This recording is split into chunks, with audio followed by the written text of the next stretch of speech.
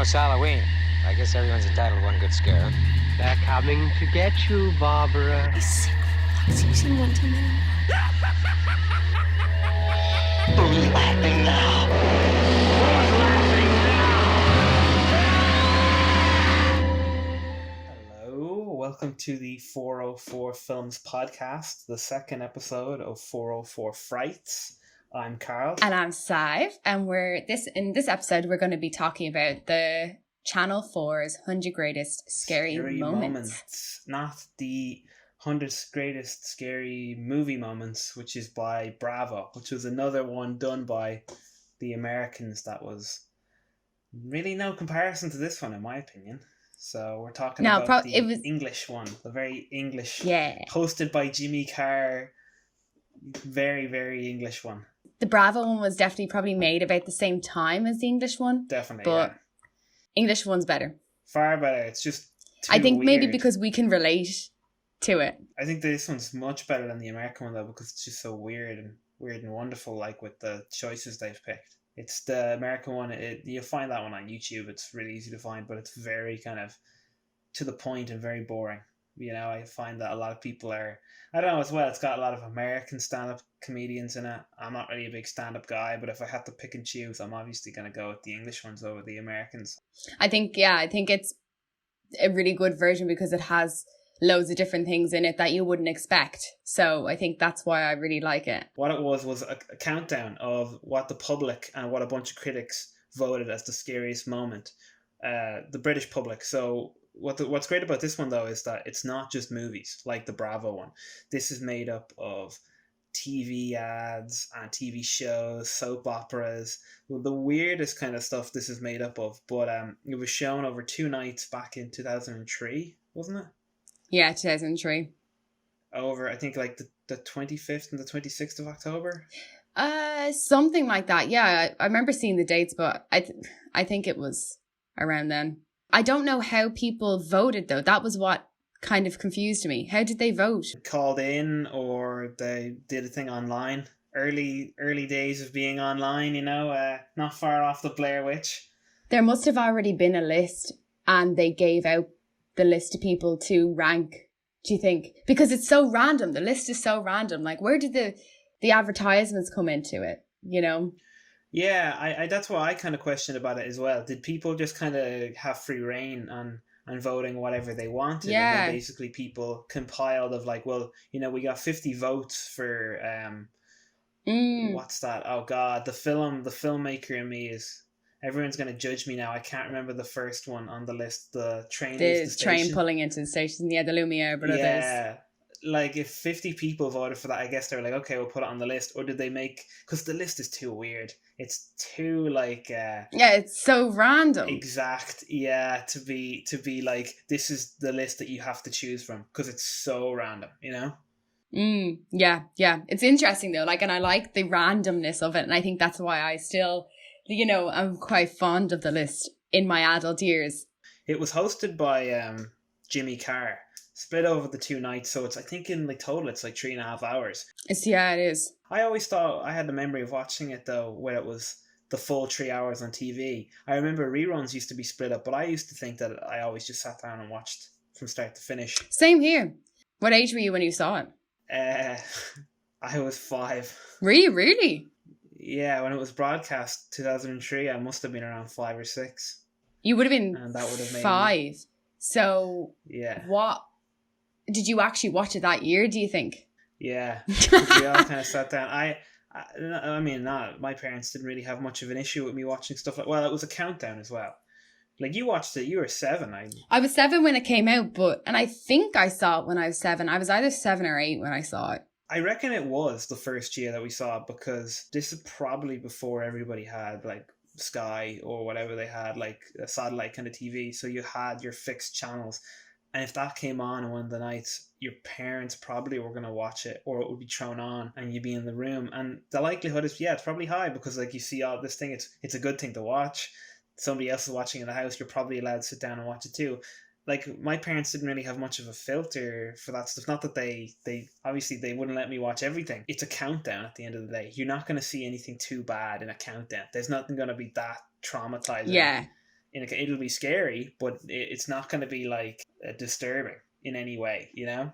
No, it's going to be very, in a sense, PG, if you can call it that. Yeah.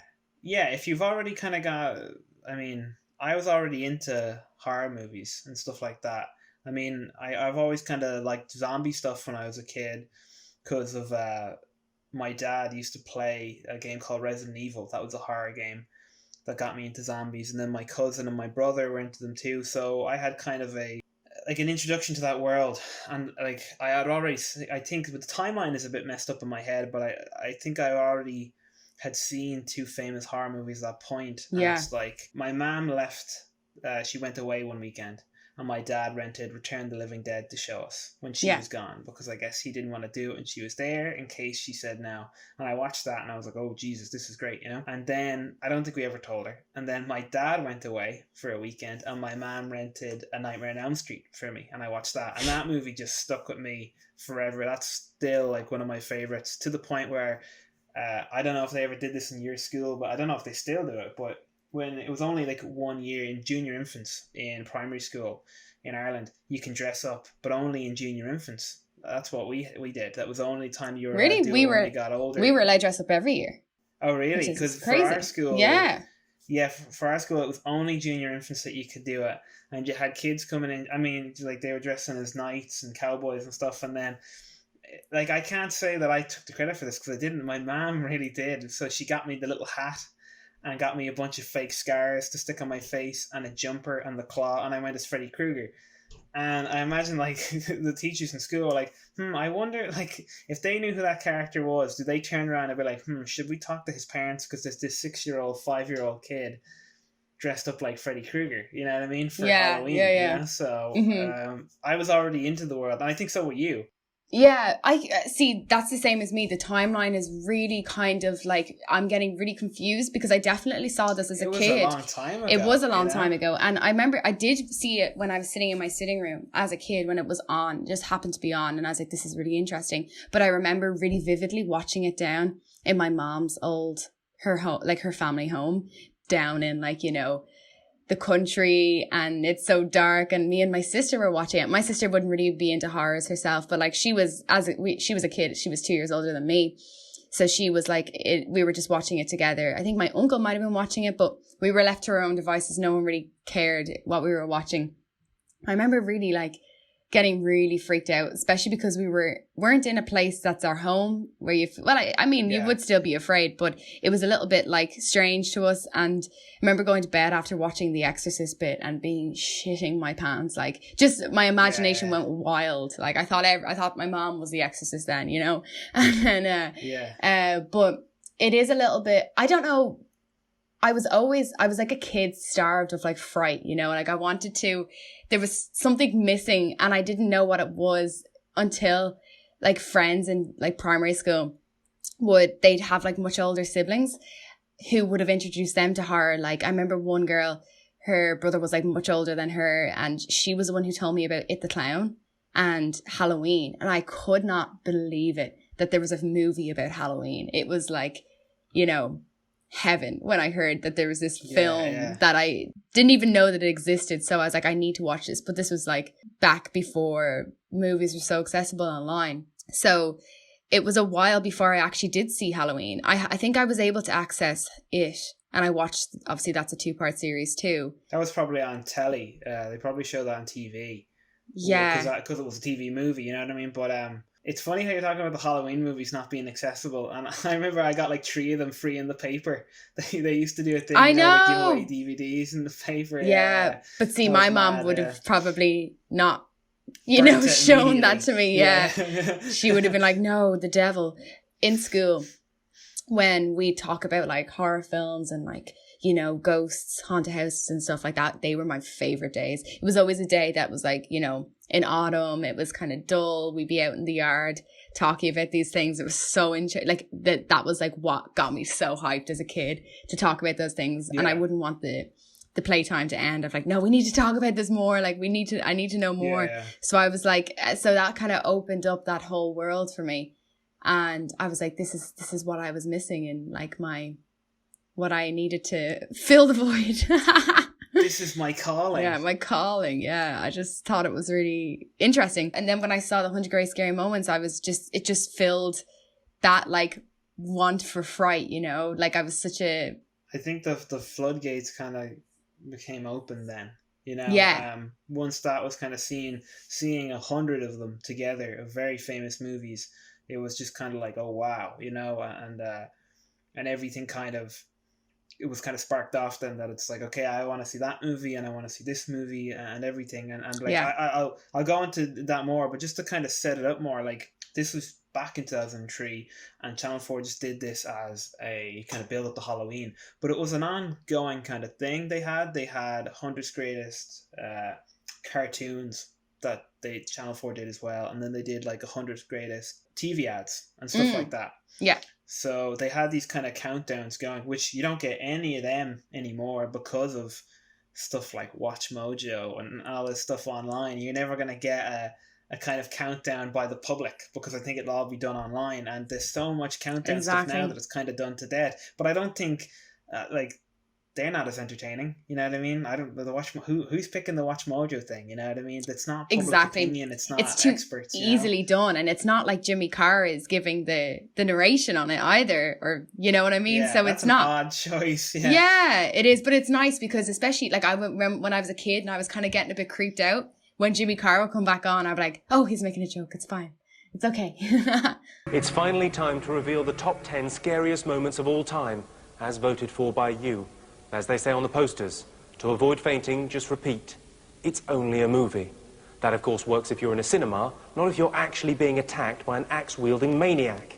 Yeah, because it was made by... It's very British. They had this kind of great thing, because obviously I rewatched it in preparation for this, but they have this kind of great thing that as introductions to famous movies on the list, they'll show like the English gag of it on a sketch show or something first. Like Psycho.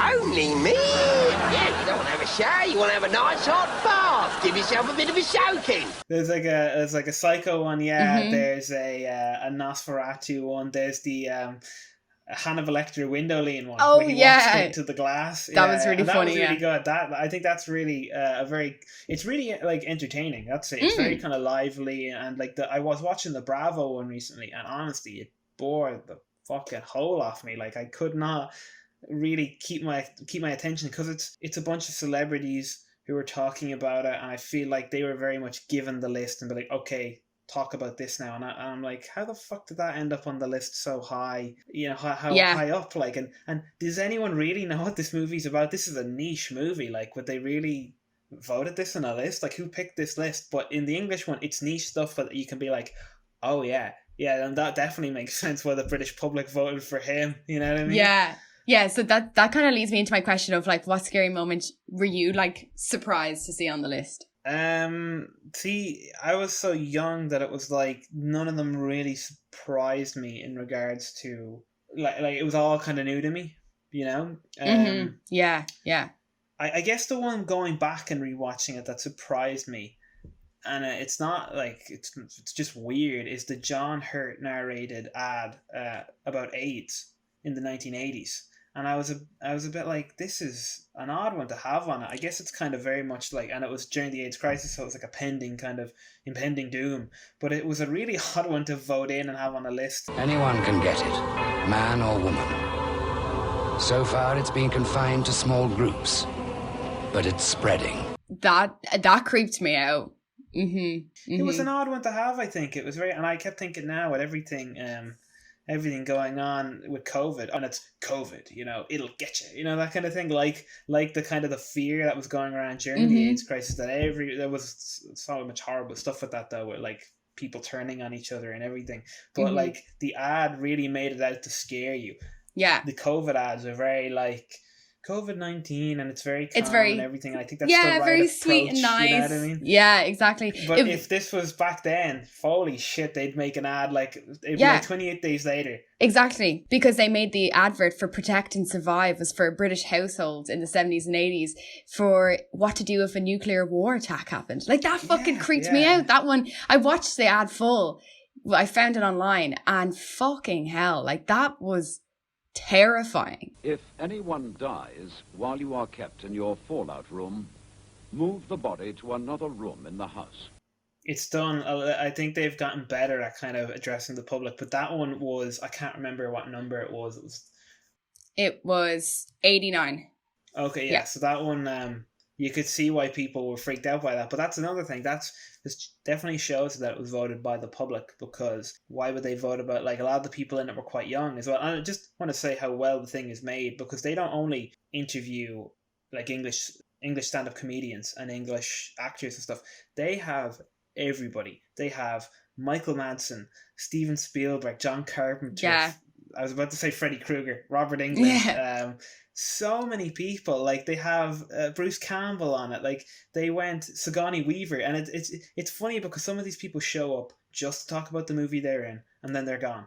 And I'm like, holy shit! Like, I really don't think you'd be able to make this nowadays. Just how many people they got to talk on the show. Like, you know, exactly. And like over. John Landis talked through for a lot of stuff, not even just his own stuff that came up on the list. He was consistent throughout too, which I found very interesting. Some of them keep appearing over and over again, and I just thought it was really funny just that it cuts from like Emily Booth, the kind of the British.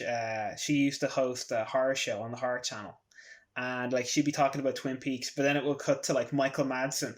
You know, and it's just like, what a jump, you know what I mean? That's how you're like, whoa. Yeah, they even got Kyle MacLachlan to talk about, he was talking about Alien, having seen that in the cinema. I remember sweating through my clothes. I remember, where I was when I saw it. I was at the theater in North Carolina. I remember who I was with. I mean, everything about it. It had that kind of impact. I just found it very interesting, because he wasn't just talking about Twin Peaks. And Blue Velvet, yeah. Yeah, yeah. That's kind of the main reason I think I'd like it so much, is because of this hybrid of these different people talking about. So it cuts from Kyle MacLachlan talking about Alien, then it cuts to somebody talking about a British soap opera. You know what I mean? And yeah, that's going to lead me into my next thing. Just the kind of more niche things. Like, is the kind of the more niche stuff, the stuff that surprised you the most on the list? Is there anything that like really caught you? Yeah. Another thing that caught me was just 73rd place, Alice Cooper. Oh yeah. That was what was just like so random. Like, it wasn't Alice Cooper being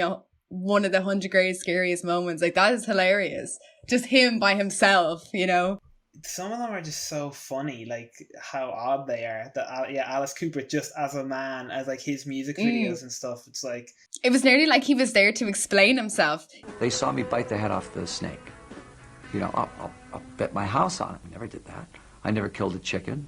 I never did any of those things. But the audience wanted so much to believe that. I always find him very kind of interesting and very articulate on like all the interviews he does. But one of the things that I always found really interesting was that he says in that documentary that he based his look off Betty Davis in Whatever Happened to Baby Jane. No which way. I just thought was so cool. You know what I mean? To hear him kind of explain that, you know? That kind of brings me on to like being not, it's kind of like, what did you not expect to be in it, but when you saw it you were like, oh my god, yeah, that's amazing. That's like such a great example. Because again, when like it's such a weird memory for me that a lot of them I didn't know at the time and everything, but I don't know, like I feel like a lot of them kind of deserve their place there, you know. There's a lot of just great moments that I don't. Yeah, it's a hard question to answer. That I was like, oh, that definitely deserves to be there, because just a lot of them do, you know what I mean. And I would have thought, not that I would have thought of it, but it's just like, you know why it's there. None of them kind of surprised me, because anytime I saw them, I'm like, yeah, it's scary, you know. That's very scary. You know? Like the League of Gentlemen and stuff like that. Like all of the kind of the weirder kind of stuff. I know I keep saying that, but when they kind of do talk about like, not sitcoms, that's the wrong word, like British comedy shows like Jam or The League of Gentlemen and stuff like that. That's where I was like, that's okay, that's very scary. I wouldn't have known about them other than having seen them on the list. But the one thing when I saw on the list, I had actually seen it. So I was a little weird 7-year-old and I loved Coronation Street. It was like I would run home. I used to do judo on a Wednesday night and I would run home after judo to watch Coronation Street. And it was in the peak time of Richard Hillman. So I'm sure people have seen Coronation Street. They'll know who Richard Hillman was back in the day. But he was Richard the Killer. I feel like you should cue Psycho Killer. Yeah. Mention Richard Hillman's name, Psycho Killer starts to play. But anyways, Richard the Killer with Gail Platt, the Platts. He married Gail Platt, didn't he? And the kids, he basically went around killing the neighbours on Coronation Street. And then Gail found out and he tried to kill them all by driving the car into the lake. So this came up as number 32. And I remember when it came up, I was like, oh my God, yes. Like this is like such a, like I never would have expected it to be on like 100 Great Scary Moments list. But when I saw it. It's a good choice though. Great choice, yeah. And really far up in the list as well. So 32 is pretty good for that. Yeah. He obviously made an impact. And the guy who played him, Brian Capron, he seems like a very funny guy or a very nice guy because he talks about it very kind of with a lot of pride that he really enjoyed playing. Yeah, I'm not a Coronation Street fan like you were, but seeing that on the list did get me. Especially, I have this weird thing that anytime kind of music, that kind of juxtaposition of a happy kind of song played over very disturbing moments always gets me. So when he has the family tied up in the car playing the You and Me song, he's going to drive it into the ravine or whatever, the lake. That really fucking got me when I was younger. You know what I mean? That really stood out. Get off! I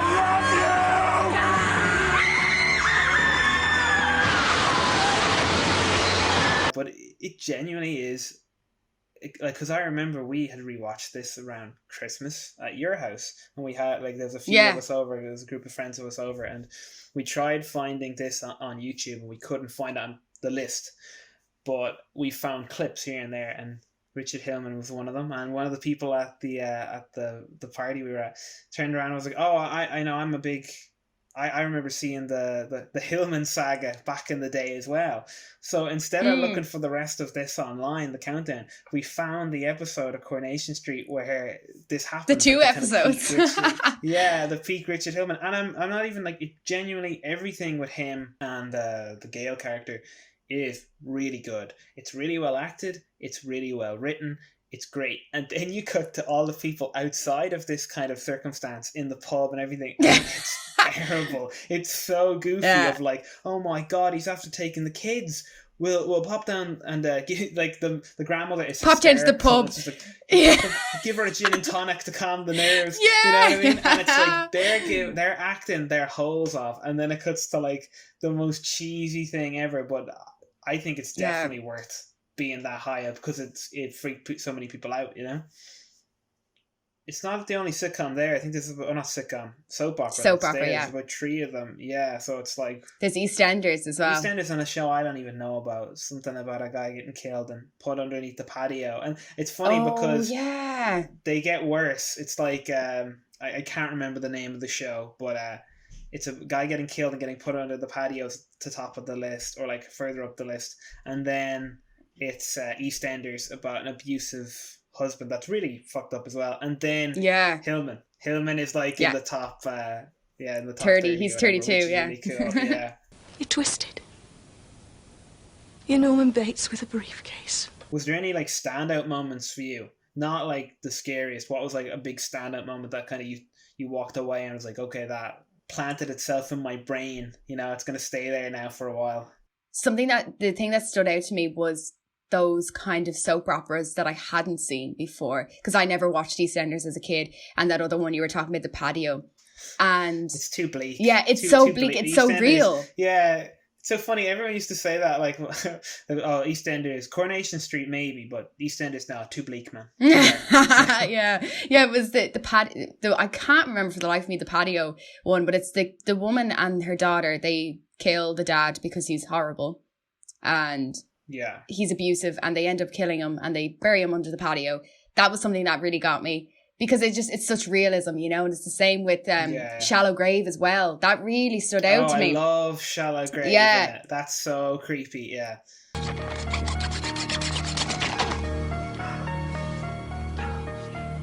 Finished. But not quite. I just always remember like them talking about how they were so young and they were like living in a flat while they were filming it and they were all living together or something. Yeah. I just loved that kind of like, you know, kind of like rawness about it. I don't know, something interesting. I don't know. I guess I kind of like the vibe of like the 90s, early 2000s kind of English kind of feel to it. And you can't really get more English than that movie. I feel they all have very thick English accents and they all look very British, you know? Yeah. And, that's a very scary movie as well, though. That's very freaky. It is, you know, yeah. That movie, yeah. I think one that would stand out for me was this weird thing of, I guess, kind of being afraid of it, but just me being a little weird serial killer as a kid.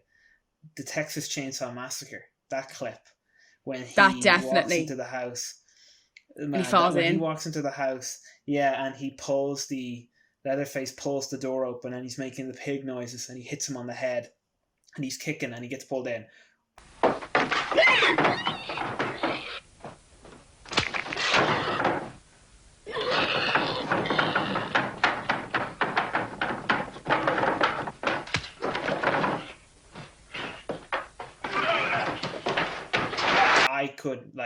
I couldn't take my eyes off it. I loved that scene and it freaked me out, but it stayed in my head and I was weird as a kid, okay? I mean, I'm weird as an adult, but I was weird as a kid to the point where I had this toy wrestler. And I got all these markers after I saw it.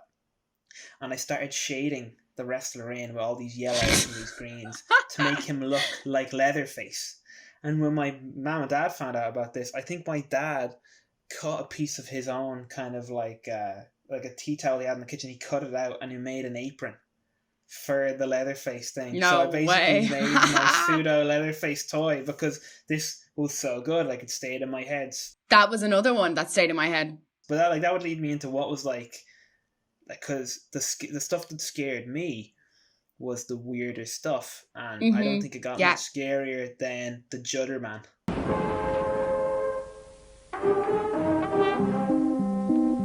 Beware the Judder Man, my dear, when the moon is fat. That scared me a lot. The Judder Man ad about the vodka. I think it was a vodka, wasn't it? Yeah, it was, and they filmed it on a crank camera.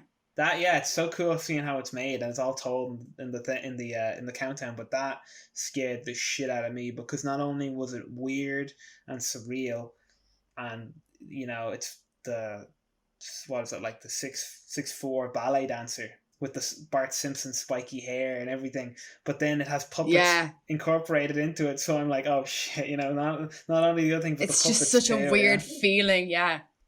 The song as well, like the whole, you know, the fairy tale, soft-spoken the voice. woman. Yeah, another weird one like that kind of fairy tale was definitely higher up in the list, more closer to the hundreds. Of the German show with the princess and the magic something, the singing ringing tree. Singing ringing tree, yeah, that's it. What a name! I know, but it must have been translated over, but from German, but I don't know. That's strange. Very spooky with the narration because it's them speaking German and a man narrating it like it's a storybook kind of thing. The princess said she was the most beautiful in the land.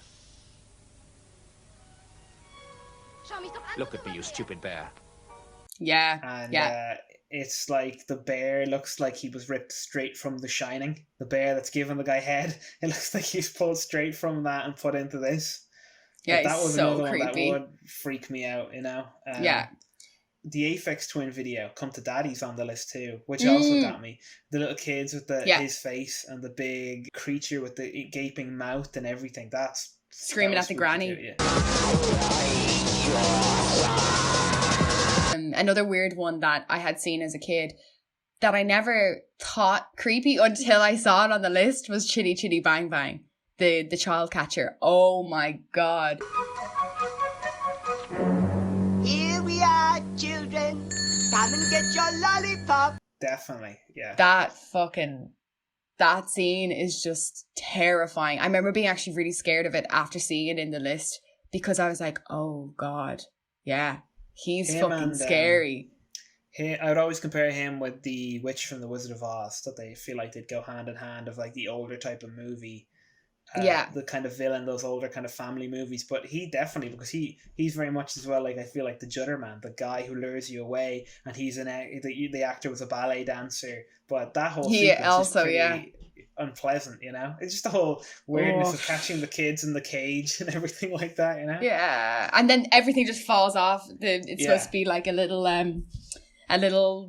sweet shop, kind of a sweet shop, yeah. A little sweet shop, but then the minute he gets them, he's like, fuck it, like forget the bruise, everything just falls apart, and it's like, yeah, it's a cage, you know. So everyone around is just like, did he just steal those kids? Yeah. Scariest moments. I think I don't know about you, but I know we've talked about it, and it was a thing that I guess I missed because I think I said it in the last episode. How I watched this was, my mum, my brother were watching it downstairs and my dad was watching it upstairs, so I was hopping back and forth, you know. Actually, no, I'm not sure if that's the first time I watched it. When I watched it, I remember I think it was my brother watching it in one room and my mum in the other. I think the first time I ever watched it, my dad was watching Aliens upstairs, so it wasn't that big of a substitute. It's another horror movie that I was jumping back and forth between. But when I rewatched it when I was a little older, the scene in Don't Look Now, I won't spoil it, but that ending, holy shit, that fucking got me. That's so scary. Come on. Darlings.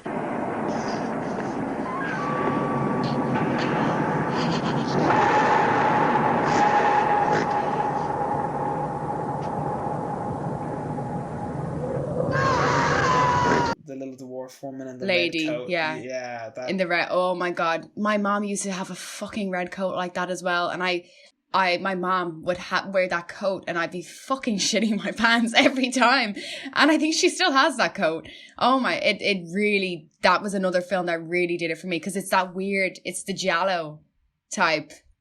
And the music, and there's the weirdness of it. That whole sequence with the weird editing and everything. I remember so fucking creepy. We watched that. I rewatched it with my cousin down in my auntie's house down the country, and the next morning, because we were all staying over in his house, we were all sleeping downstairs, and I was the youngest there. I was just a kid, so we somebody went to the bathroom and they were like, "This is going to be great," and they wrapped me up in a red blanket and stood in the corner so I could do the scare from the movie and everything. Oh man, that's a great scene. So what shocked you that didn't show up on the list? I guess Chucky. There was no mention of Child's Play at all. There's one part in it when they're talking about Evil Dead getting banned. Yeah. There's a newspaper article that they scanned into it, and you can see Child's Play 3 in there. That's because of the whole... I'm not going to talk about it, it's too disturbing, but that movie got a load of flack because of a really horrible case that happened in Scotland.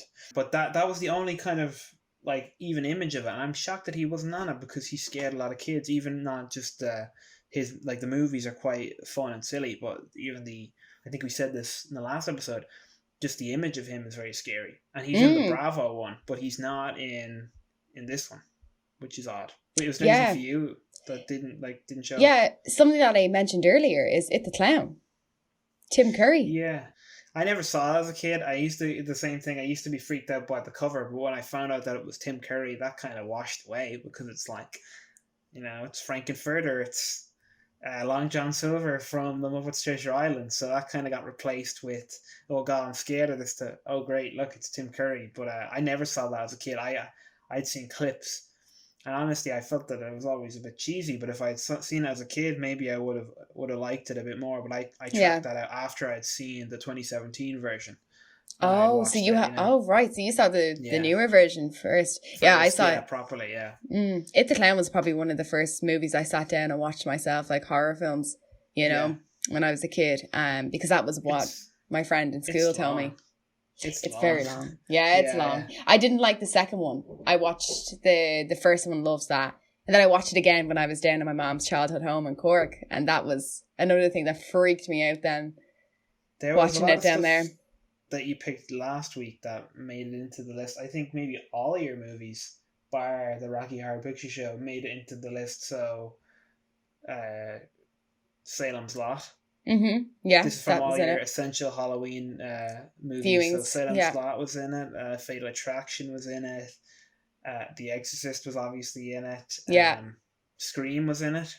Oh yeah, Scream being in it. Yeah, actually, side note, I actually got something wrong in our last week episode. I said that Wes Craven used to use Drew Barrymore's story about the dog getting set on fire. I said it was her dog, but it wasn't actually her dog. It was a boy that she knew.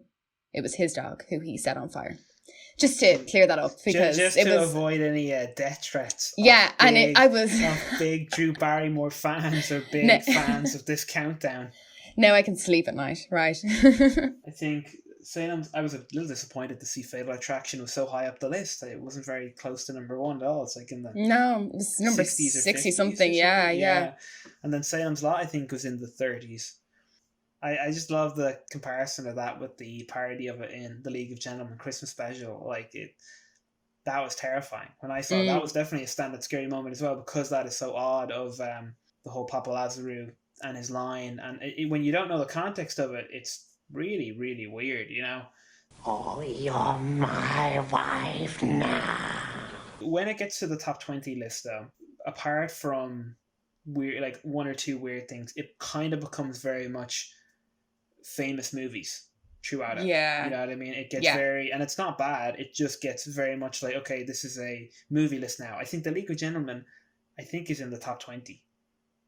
I'm pretty sure it's 24. Yeah, the Christmas special is. Yeah. There's other stuff on the top 10 list though that I love, or the top 20. Evil Dead, that whole sequence where they're talking about Evil Dead. And Evil Dead, I love that movie so much, and just how because it was made by students. Insane it is. Yeah, just how insane it is, and how like you could do it yourself. But there's this one woman, and I don't know her name. you probably put in the clip. She's the Scottish woman with blonde hair, and just her describing the movie is hilarious. Just she's great. She's such a good person to listen to. I can totally understand why it was banned as well. Full-on gore fest. Anything that could be splattered or severed was splattered and severed. Everything that was splattered and severed was splattered and severed, you know? Splattered and severed, so good. She's funny. There's like as well, like the X-Files made it into the top 20, which is completely valid. Just the X-Files music alone will freak people out.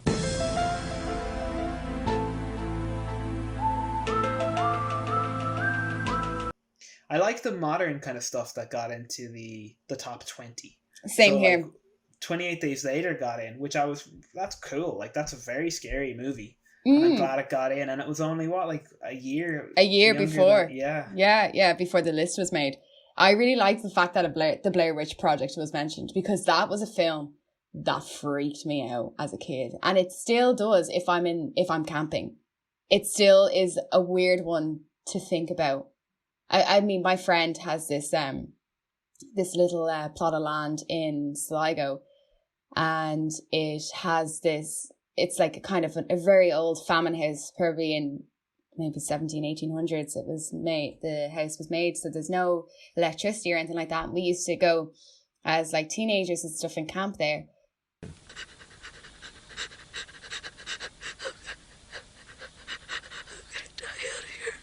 I was told not to watch that movie for ages, and I still haven't watched it in full. I've seen the sequel, not the Book of Shadows, the newer sequel made by Adam Wingard. I didn't like that one that much either, but I'm a fan of the guys who made it. But kept being told by my dad not to watch it and my mom not to watch it because they just thought it was boring. They said it was nothing fucking happens in it. And I was like, okay, I won't watch it, you know. And then a bunch of my friends, I couldn't go out one Halloween night. I can't remember why.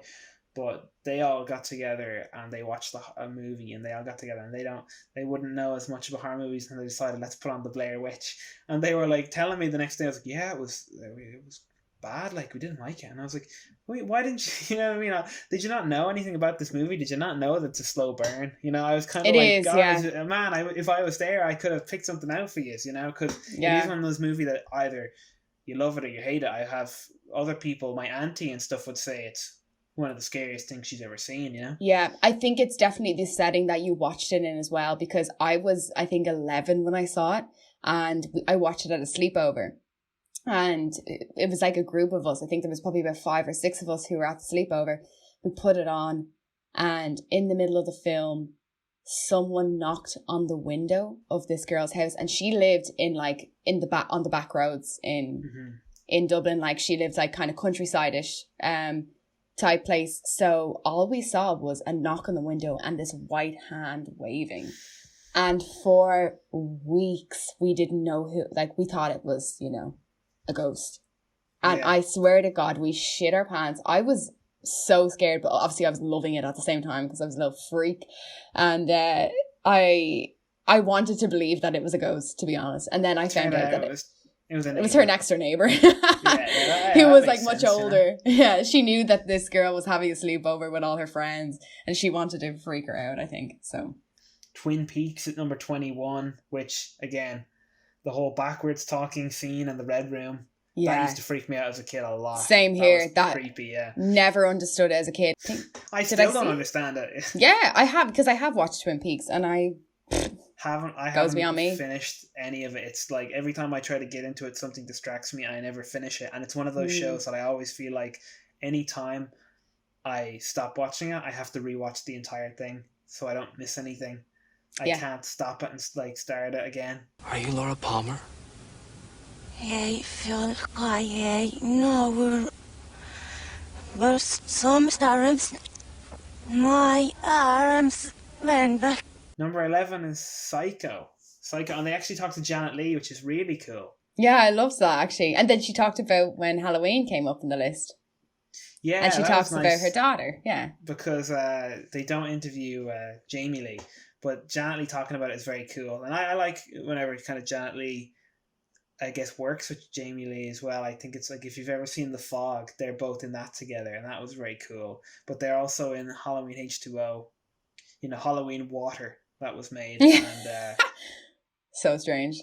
I just really liked her in that. I just think she's really good, and she always talks about it very proudly, and not only about Psycho, but about just Jamie Lee Curtis's acting career and Halloween. I picked Halloween as one of the scariest movies. I was among the first to see it because it did star my daughter. But I have to tell you that I was very impressed with the movie. Yeah, it's very wholesome hearing it. Don't know why, but yeah. Number 10, Nightmare on Elm Street, which there's this scene, and like I had seen the movie already at that point, but my cousin kept talking to me about this after that. In the sequence, there is a clips they show of Freddy rapping with these two big fat rappers, and I would not stop talking to him as a kid, my cousin, about it, and I completely forgot about it to the point where he was like, "Oh, do you know the Freddy Krueger rap that I used to talk about a lot as a child?" I was like, "No, what is this?" So when I went and rewatched this, it was like it came back. It was like a suppressed memory or something that came back, and that was so weird to see. You see, my name is Freddy, and I'm here to say, I'll wrap you up and take you away. Feel like you're tired and ready for bed. Don't fall asleep or you'll wake up dead. Number 9 was The Omen, which I was never really that big of as a kid, even though the moment they chose, I think, was just his score. But the scene when the teacher commits suicide, that stuck with me. Was freaky. That's freaky, yeah. Look at me! I'm over here! Damien, I love you! Look at me, Damien! It's all for you!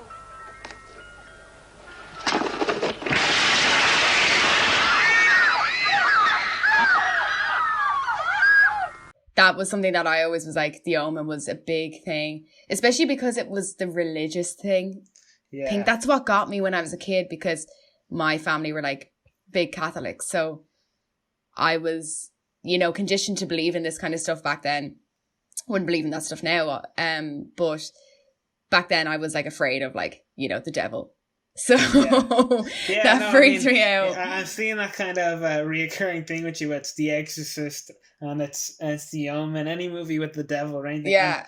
I think it's very valid though, especially coming from that background, and not to throw everything back to it's because we're Irish that it's different, but it is like a thing of when it's very kind of Catholic and it's like, oh yeah, the devil's real, and the devil was dropped on, in Ireland and all that kind of stuff and all the backstory. It does kind of get to you, but that whole sequence was a standout. That was very spooky. It's very disturbing, I think, the teacher killing herself. Number 4 is Alien. Number 3 is Jaws. Which was, I found Jaws to be, I was like, how is this number 3? I don't know. I mean, I love Jaws. I liked it too. I mean, I think it's one of the best movies ever made, and a lot, like cinema as a whole owes itself a lot to Jaws in regards to how cinema works now in regards to blockbusters and everything like that. But Jaws, it's weird because the first half is like a horror movie, and I would still consider Jaws a horror movie or a monster movie. But the first half is a monster movie, then the second half becomes an adventure movie, and even the score changes. You can tell when watching the movie that how it's very kind of menacing score throughout it, but when they're on the boat hunting it, it's much more upbeat and lively. But that was number 1 in the American Bravo 100 Greatest Scary Movie Moments. Yeah, I find... I mean, but if you put yourself in the perspective of the time, Yeah, I guess it was so... I mean, people don't know what is in the water. So I can understand why people would have found that so... Like, I mean, it is still scary. It is still a scary movie, and I would always... When I'm in the sea, I would always have it in the back of my head. And I think a lot of people would have, and it was the first thing of its kind. I think it's a perspective as well of like, I don't know, in America, do they have sharks? I think they do. I'm not sure. In Ireland, we don't. What I mean? So like, it doesn't really affect us, you know what I mean? So yeah. I'd say out of like, I mean, I get why people find it scary, but I think there's scarier movies above it, like Aliens number 4. Which is Jaws in space. Yeah, and that's scarier, I think. That's a much more kind of freaky movie with a lot more disturbing kind of elements, Yeah. I just wouldn't have put Jaws on number 3 myself, but yeah, it's scary. I'm glad I made it to the top 10 though. But the last two, number 2 is The Exorcist, and then number 1. And now, ladies and gentlemen, here's Johnny. The Shining. And I kind of find that mad. I mean, I like The Shining, but I have this kind of thing in my head that when people say it's the be all and end all of horror movies because Stanley Kubrick made it, I find that really annoying. I don't think Stanley so. Kubrick, but I'm not a big super fan of him. I don't agree with the whole thing as well of like people saying that, the scene and like somebody farts in a Kubrick movie and it was on purpose. You know what I mean? It's like I really don't agree that he had everything planned. Now I do think the majority of it was like, if you've ever seen the documentary, I think it's on Amazon Prime now, Room 237. I've seen it. About they're all crazy. They're all crazy people. I'm sorry, I don't mean to insult anyone, but they all just come off as crazy people talking about how like he faked the moon landing, and some of them are very interesting, and some of them, their theories have weight, but people are deliberately kind of changing the facts around to say like, oh yeah, if you rearrange the letters and then take out a few and add a few numbers, it actually really makes my point. You have weight. Yeah. I mean, you can't change facts, Yeah. So when this was number 1, I was a bit like, that's a bit disappointing. I think it should have been reversed. If it was the other way around, it would have been fine. The Exorcist be number 1, and Shining be number 2. Yeah, I remember as a kid when I saw The Exorcist, I was like, how is this not number 1? Like, I thought it was fucking terrifying. And the way they portray it in the countdown, they make it so scary as well, I think I found it more scary in the countdown than I did when I actually watched The Exorcist. I think people have better stories of The Exorcist too. The Shining is good and it's spooky, and I really do love the movie, but I just don't think it was the Here's Johnny scene.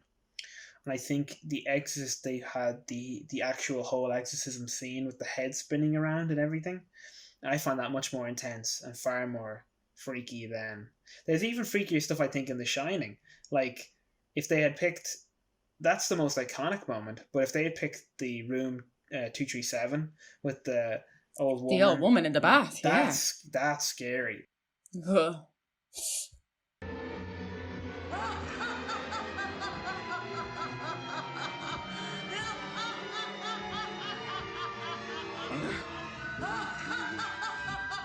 Or the bit with the butler. Is it the butler? The caretaker. Talking to him in the bathroom is very unnerving.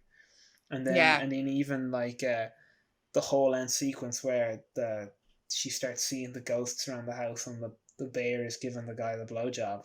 Like that's really freaky, you know? Oh, yeah, what the fuck? I completely forgot about that bit. So creepy. Yeah, that was kind of odd to me that The Exorcist wasn't the first one. Like, public kind of opinion countdowns are strange. Anyway, I saw they did one a few years back. I remember my brother telling me about it. I could not believe it. And you could tell which was voted by the public and which was voted by a bunch of critics. So there was a list, I think it was for the British public, what is the best movie of the last 20 years or the last 10 years or whatever. And what was the best TV show in the last 20 years. The best movie was voted Mulholland Drive. And I was like, okay, the British public did not vote for that, the David Lynch movie, to be the best movie. No way. It's too weird. It's too non-linear and just nonsensical, really. The best TV show was Mrs. Brown's Boys. So you tell me which was voted by the public and voted by critics. Yeah, I could not fucking believe that they were in the same kind of bracket. Like that was voted. I was like, holy, like were the public even asked about it? I could not believe that. Yeah.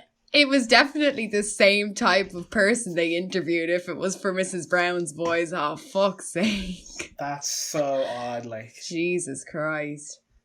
They obviously asked people who fucking don't watch telly. They only watch it at night. I mean, I think, it would have been fine if the list kind of added up, but because one of them is very much like, film school, very like film critic, you know, hoity-toity, and then the other one is like Mrs. Brown's Boys. Obviously, it's a piece of art, you know. Oh, I don't know. That's very strange. I've never been able to sit through an episode of Mrs. Brown's Boys, so maybe I'm missing out, but I highly doubt it. You're missing out on high art. Yeah. Oh my God. Do you think the list would be much different if it was to be made in 2020? Yes, I think the perspectives have changed entirely in regards to who's still voting and not. So I think the bulk of it would stay the same. I think so too, yeah. I think stuff we'd lose would be the older kind of material, such as the train entering. That's not going to get voted. No. And I think that was voted by a bunch of critics anyway. I don't like what public person will be watching that and shitting themselves. Like, I think a lot of the ads and the PSAs will go right over people's heads. Yeah, if we they'd did go it today. last. I think some of them would remain, but I think there's a time limit. Like the Judder Man and Richard Hillman, they might stay because people our age would still have memories of them, I guess, you know what I mean, on TV. Maybe, yeah. I think more movies would get added. I think that's what the big difference would be, that this list wasn't very much like, oh, it has to be old to be good. They put stuff like The Blair Witch and Seven and The Ring and 28 Days Later on it, so they were happy to include newer ones at the time. Yeah. So I feel like that's what would get added on to this. I feel like The Descent would definitely make it. Mm-hmm. What movie would you add on? Well, The Descent for sure. That's like a British one, and that's scary. Like, if you haven't seen that yet, I would have that in my top 10 scariest movies. Please.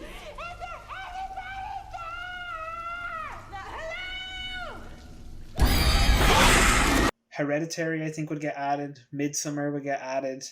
They're two amazing. Yeah, they're two great films that have been made, definitely. The Witch probably as well. That's very spooky, you know. Yeah. Insidious. Yeah. I think. Yeah. I think Insidious is great. There's not a lot of modern horror films that I'm crazy about. I do love the classics myself, but I did love Insidious. I thought that was done really well, especially Insidious 2. I found that very good. I like a lot of the movies that are coming out now. There's a lot of them I could like. Just even talking about it, I feel like it would be cool if we made our own like 20 or 30 list of movies that we would add into this list. Yeah. Of stuff that's come out since that we could include, not repeating what's already in the list. Like It Follows, that was great too. That was very spooky, you know. But you'd have to rank them as well, though, because some stuff scared me a lot more than others. You know what I mean? Like, I like Insidious a lot. And you'd have to pick the right moment. You know what I mean, too, from the movie. And I think the part that scared me the most in that film was when the little boy is dancing in the window to the Tiny Tim song. That freaked me out. Like, that really freaked me out. Yeah. It was different because it was based on dreams, so that's what I liked about it too. Like, it was based on the kind of the other world where you go, another dimension. The further is a world far beyond our own, yet it's all around us.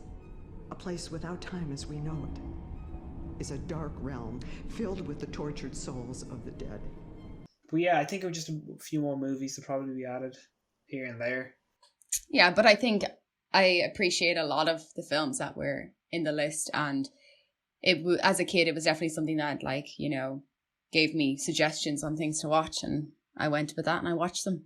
Yeah, it's like if you're kind of a reason why I probably wanted to talk about it and why it still has relevance, not only the nostalgia buzz that we're on, is the fact that it's a big watch list. Like, I didn't know half of this stuff when I first saw it. Obviously, I was 5, but like, I'm going back now when I'm older, tracking out the more kind of less spoken about things. Like, I was going to have it on my Halloween list, but I didn't. A TV show they did on BBC called Ghost Watch. It was like a hoax kind of ghost show. Susie.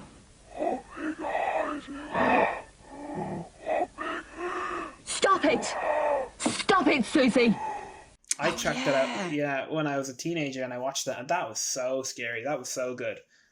So, like, it's definitely one to watch just to be able to track down more stranger films, you know, more stranger TV shows as well. So I guess that kind of concludes our nostalgia buzz on the Channel 4's 100 Greatest Scary Moments. I hope you guys enjoyed, and yeah, I hope you got some good ideas to watch for Halloween, more movie recommendations. Yeah. Good luck trying to find the countdown if you listen to this. And it was like, this is great, I can't wait to see it. We had a hard time finding it, but look, if somebody finds it and they want to make it really accessible, I don't know, throw it up on YouTube. I don't know. Yeah. You know, be nice to people, you know, let everyone watch it, you know, or Channel 4 release it on 4OD. I don't think that it's that outdated. I don't think there's anyone that they wouldn't want seen on it, you know what I mean? So they should probably throw it up on 4OD. You know? They should, yeah, because every time I tried to find it on 4OD, it never was there. And I was short of writing to Channel 4 to send it to me, because I know someone had done that, and that's how they got access to it. But yeah, I mean, they shared it online, but yeah, so I hope you guys enjoyed it, and follow us on Instagram at 404films, and you can follow me on the Silver Screen on Instagram. You can follow me on Instagram at Carl Cahill _director. Gotta change that name. Gotta change that name soon. Yeah. But you'll see a new episode of 404 Frights coming out soon. Hopefully. Very soon. Yeah. So hopefully keep an ear out for that. Stay safe, guys. Yeah. Peace.